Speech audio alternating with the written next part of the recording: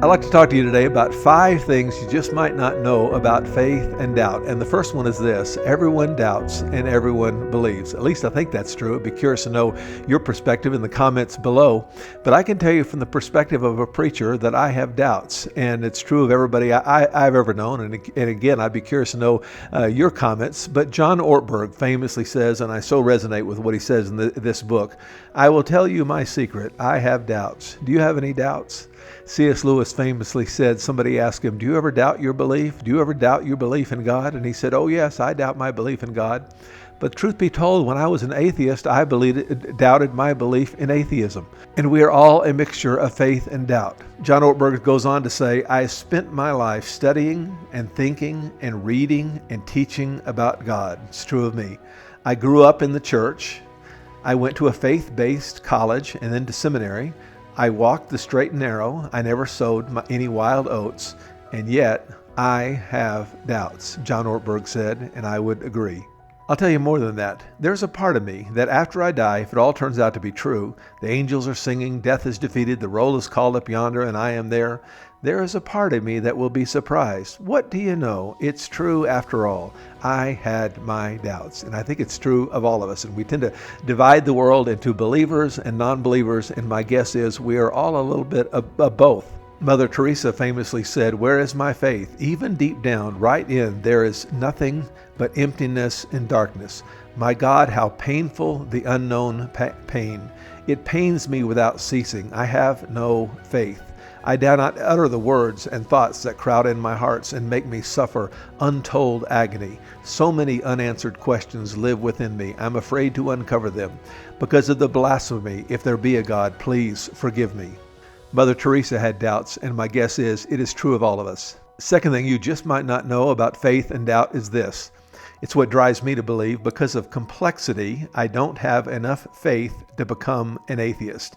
And that's a little shout out to Norman Geisler's book, I Don't Have Enough Faith to Be an Atheist. And he talks about the teleological argument, or the argument from design, or the argument from complexity. And the picture is this. Imagine you were walking along, in my case, out in the desert. You might not have a desert where you live, but I got a desert where I live. Anyway, you're walking around out of the desert, and you find a watch that looks like the picture we have on the screen, and there's little gears and little springs and so on. What are the odds that you would imagine that so much time and water and wind and waves and cold and heat created that? I would say never in a million years would you say that happened. And Norman Geisler says Isaac Newton implicitly confirmed the validity of what is called the teleological argument when he marveled at the design of our solar system. It reminds me of a story I heard one time of a guy who built a model of a solar system. He was a farmer and had a big barn and had a little time on his hands and was kind of an amateur astronomer. And so he put a ball out in the middle of his barn and put a light in it, and that represented the sun. And then he put some little wires up in the top of his barn and hung from them little globes that represented the various planets. And they were all done to scale, and they were all the right distance and all done the right size and the right color and so on. And then he intricately designed some little moons that would go around each one. And after building this whole model, somebody came in one time and said, "Wow, this is amazing. How long did it take you to build that?" And he said, "Oh, I didn't build it. There was an explosion here." And it makes me laugh. I think it probably makes you laugh, because you realize when you see complexity, you realize no amount of chance plus time would create that kind of complexity. Norman Geisler goes on, he wrote, "The most beautiful system of the sun, planets, and comets could only proceed from the counsel and dominion of an intelligent and powerful being." Yet it was William Paley who made the argument famous by his common sense assertion that every watch requires a watchmaker. Imagine you're walking along in the woods. I said desert, but he actually says woods, and you find a diamond-studded Rolex on the ground. What do you conclude is the cause of that watch? The wind, the rain, erosion, some combination of natural forces? Of course not. You would never in a million years, if you found a watch in the desert or in the woods, you would never in a million years conclude that that watch came about by chance and time. There is absolutely no question in your mind that some intelligent being made that watch, and that some unfortunate individual must have accidentally dropped it there. Famous atheist, apologist for atheism, Richard Dawkins, named his book The Blind Watchmaker in response to William Paley's design argument that we cited in the last chapter. I'm actually skipping from a different place here, quoting from a different place here. The appearance of design in life is admitted on the first page of The Blind Watchmaker. Dawkins writes, biology is the study of complicated things that give the appearance of having been designed for a purpose. Now, I'd actually like to add to the argument by pointing out that it wouldn't take anything like the level of complexity of your watch to prove to me that there was intelligence that created that. In other words, when I go out walking in the desert, I'll often find these little cairns. I'll show you a picture here, but it's these little stacks of rocks. And sometimes in the desert, it's not real clear where the trail is. And so people will put up these little stacks of rocks, and it's meant to guide you down the trail. And when you see a little stack of rocks like that, I look at that stack of rocks, and I would say, in fact, let me just for fun, just let me show you one I saw the other day. It's about as tall as I was, and sometimes people get quite complex with these little stacks of rocks. But even in a short little stack of rocks, when I see that stack of rocks, even 3 rocks high, I see 3 rock stacks on top of each other. I would say never in a million years, never in a gazillion years, with a gazillion universes, would you have by random chance 3 rocks stacked on top of each other. When I see those 3 rocks, and it's completely subjective on my part, but when I see those 3 rocks stacked on each other, I say some intelligence created that. It doesn't take much complexity. This is a point I want to draw. It doesn't take much complexity to demonstrate to me that intelligence created that complexity. And when you look at the complexity of the sun and the moon and the stars, and if you'd like to research this more, Google the fine-tuning of the universe, and it gets way above my pay grade pretty quickly. But the scientists have discovered a gazillion parameters that are finely tuned to enable life to exist. Francis Collins was the head of the Human Genome Project. He's the ones that coded the human gene. And he actually came to faith in Christ by looking at the complexity of the human genome. And he wrote it up in his book, The Language of God. If you're interested in reading about that, he gets pretty quickly. Again, the science is pretty deep in this, but you might take a look at that if you're given to studying science. Third thing you might not know about faith and doubt is this. A lot of faith and doubt comes down to this. Do you want to believe? Do you want to believe? Ortberg said, C.S. Lewis said that his greatest wish was that there not be a God, that he be left alone.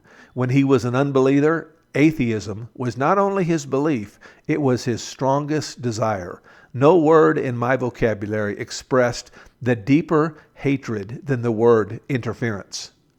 And he was uncomfortably aware that the Hebrew and Christian scriptures placed at the center what seems to be this transcendental interferer. Atheism appealed to his deep desire to be left alone. Rebels feared being interfered with. We all have what scientists call a confirmation bias, and that is we come to believe, we come to want something is true, and then we come to look for evidence that is true. And if you want to believe in God, there is enough evidence to persuade you that there is a God. And if you want to be left alone, God is a bit shy, as some scholars have described it, and he will sit back and he will give you enough space to believe that he does not exist. Fourth thing you might not know about faith and belief is this: because I'm a mixture of faith and doubt, and I like faith, I like believing, I want to believe, I like believing that there is a God. And because that is true, I try to feed my faith. And I often read books like the one I quoted a moment ago, No Doubt by John Ortberg, Mere Christianity by C.S. Lewis, and anything by Lee Strobel, The Case for Christ, actually a movie on that if you'd like to check that out, and Cold Case Christianity by Warner Wallace. I would encourage you to read the Bible itself. I'd encourage you to join me in using the Bible app, and there's a number of good plans, and you might search for those plans under the term apologetics, and you'll find there's a number of good plans. And if you want to believe, there's a good number of resources that will help you in your belief. The fifth thing you might not know about faith and doubt is this: the risk is almost all on the side of disbelief. Pascal called this Pascal's wager, and the gist of the wager is this. According to Pascal, one cannot come to the knowledge of God's existence through reason alone. So the wise thing to do is to live your life as if God exists, because such a life has everything to gain and nothing to lose. If we live as though God exists and he does not indeed exist, we have gained heaven. If he doesn't exist, we have lost nothing. If, on the other hand, if we live as though God does not exist and he really does exist, we have gained hell and the punishment and have lost heaven and bliss. If one weighs the options clearly, the only rational choice is to live as if God exists and that it is the better of the possible choices. Well, what does it mean to live that God exists? Well, the classic verse on this is John 3:16 that said, God so loved the world and he loves you. And there's a God in heaven that loves you and wants life to go well for you. And God so loved the world that he gave his one and only Son, that whoever believes in him, whoever places his trust in him, will not perish, but will have everlasting life. And God is pictured in the Bible as a God who loves you and wants to be close to you and wants to forgive your sins. And if you call on him, he will answer. If you ask him to forgive, he will forgive you. And I would encourage you to come to God. It is the best decision I ever made, and this is the testimony of millions. I close with two other invitations, and these are this. If you're a Bible study teacher, I would invite you to check out my Bible study lessons, and they're called Good Questions Have Group Talking. And by the way, if you're not a Bible study leader, you might check out this lesson series right here, Know Why You Believe. And you might grab 2 or 3 friends and go through this book and go through these lessons. I like to say, if you can read 20 questions, you can lead a Bible study group. And if you'd like to explore this, one of the best ways to do it is through some friends. And if you live anywhere in my area, I live in Las Cruces, New Mexico, and drive up. It's about 45 minutes drive up to Salem, New Mexico. And I would invite you to join us each week as we explore what it means to have a relationship with God.